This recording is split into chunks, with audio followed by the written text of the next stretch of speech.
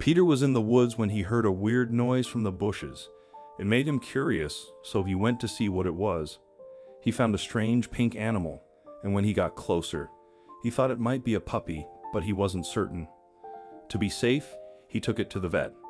When they arrived at the vet's office, the vet asked, "Where did you find this?" It was a sound that Peter was not at all familiar with. He had walked in these woods many times as a child and an adult, but had never heard anything like this before. This animal looked anything but dangerous. It was clearly a young animal. However, Peter was not sure what kind it was exactly.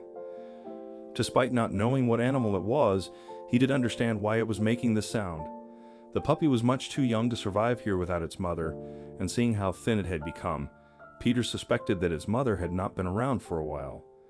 Seeing the state this poor animal was in, the decision was not a hard one to make. He very carefully reached out to the puppy and lifted it up. He couldn't go to the vet because it was closed on the weekend, only for emergencies, which would cost a lot more money. They had a dog at home, and when he still lived with his parents, their dog had delivered a litter of puppies that he was more than willing to help with. There are a lot of creatures living in the forest of which we have no idea how their babies look. It could easily belong in the forest, and Peter was interfering in something he had no business in. Peter was very much surprised by this negative reaction, mainly because he did not see it that way at all. In his mind, he was doing something very noble, making an effort to save a defenseless and helpless creature. For now, he was going to do everything in his power to keep this animal alive. Back home, Peter started preparing the milk before even telling his wife, Bianca, that he had brought something home. She walked in on him giving the animal the bottle and was stunned by what she was witnessing. Just behind her, their dog Benjamin also walked into the room, and the moment he laid eyes on the creature in Peter's hand, he charged at him and started barking as loud as he could. Bianca just about managed to grab him by the collar and pull him back. They had never seen their dog behave like this. Peter put the animal down for a second and helped Bianca get Benjamin into another room. What made this animal so different? While Peter was making a place for the creature to spend the night, she took it upon herself to look online if she could find anything that resembled this very strange-looking baby animal. But she also knew that maybe only the vet could give them an answer with any kind of confidence. She was happy that Peter had set up an appointment for the next day, early in the morning. The appointment with the vet was in about 1 hour, so they had to get things ready. The couple only had a pretty sizable cage for their own dog, which they could use to transport the baby animal. There was a lot of speculation. Some people still thought that it might be a puppy, and Peter was among those, but most did not see this as a possibility.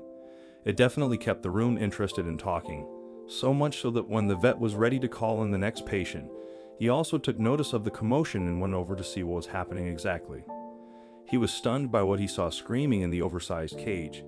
He announced to the room that some patients might have to wait a little bit longer because he needed to see this creature urgently.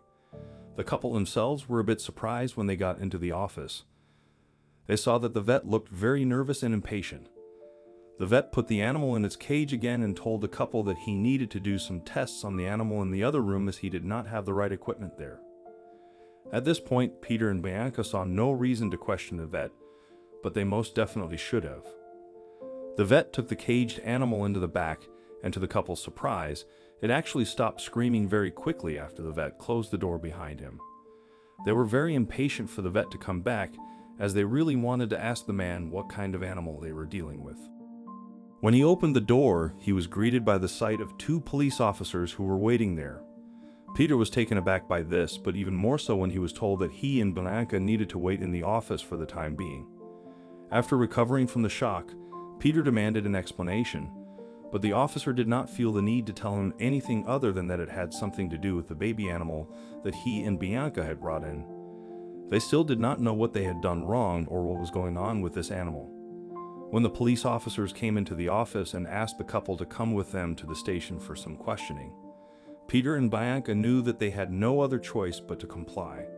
Here on the outskirts of the office, he actually saw the vet look at them with disappointment in his eyes, and Peter could not help himself.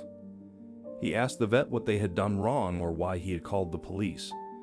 The answer he got would stay with him for a very long time. This animal should have never been in your possession." Peter was stunned by this response, and he did not really know how to react. He had found this creature in the forest. How was he supposed to know that he should have just left it there? The ride to the police station was silent. Not even Peter and Bianca wanted to say a word to each other, afraid that they might reveal something to the police that could work against them. Peter expected that he and Bianca would be questioned separately, as that is what he always saw in all the movies. The only conclusion he could come to was that Peter was innocent. While Peter and Bianca were very glad to hear the verdict, they were also even more annoyed that it was now clear that they had been arrested for nothing and still did not even really know what they were suspected of. Luckily, this officer was willing to give them what they wanted, starting off with the animal itself. Most people were right. They had not been dealing with a puppy at all. The strange-looking animal was actually a baby Babirusa. They had never before heard of this animal, but the officer assured them that this was not strange. He did not know about its existence either until today. The animal turned out to be a baby Babirusa. Its mother had escaped from the zoo and given birth in the forest. Apparently, the zoo had a couple of Babirusa, and the one female they had been pregnant up to a couple of days ago. But there was a problem. The female had escaped just days before she was supposed to deliver, and when she was found again, the baby was gone. Babirusas are very rare animals, so the zoo suspected that someone might have taken the female Babirusa to have a baby of their own. They had already asked the police for help and informed all the animal experts in the area, like veterinarians, to be on the lookout for the baby Babirusa. However, the police officer now believed that the mother Babirusa had managed to escape from her enclosure on her own because she was desperate to find a safe place to give birth. Unfortunately, they caught the mother Babirusa again, but her baby was still missing. Thankfully, the baby Babirusa was eventually reunited with its mother at the zoo, where it could drink milk and grow stronger. To prevent this from happening again, the zoo decided to make the enclosure even more secure. As a gesture of apology, Peter and Bianca received lifetime free tickets to the zoo. I hope you like this story. Please give it a thumbs up and share it with your friends and family. Also subscribe and press the bell icon to never miss the update from our channel. Thank you.